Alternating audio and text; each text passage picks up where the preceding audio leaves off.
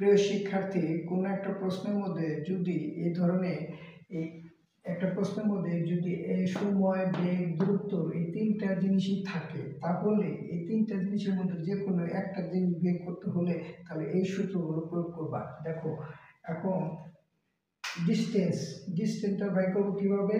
এই ডিটা আটকে দাও, তাহলে কি স্পিড এবং টাইম থাকে।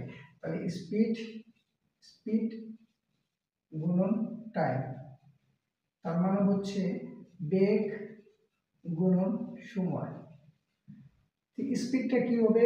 স্পিডটা যদি এটা দুই ভাগ দিয়ে দিই তাহলে কি হয়? ভাগ হয় ডিস্টেন্স ভাগ হলো টাইম, অর্থাৎ দূরত্ব ভাগ হলো সময়। আর টাইমটা কি হবে? টাইমটা হবে এটা যদি এখানে দাও ডিস্টেন্স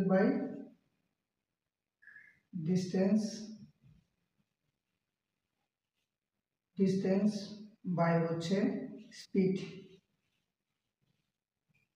দূরত্ব বাই বেগ।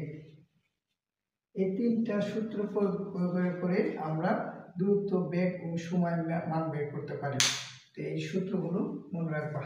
ধন্যবাদ সবাইকে। আমার চ্যানেলটা যদি ভালো লাগে আমার চ্যানেলটা সাবস্ক্রাইব করবেন এবং নতুন নতুন ভিডিও পাওয়ার জন্য লাইক, কমেন্ট, শেয়ার দিয়ে আমার পাশে থাকবেন। আসসালামু আলাইকুম।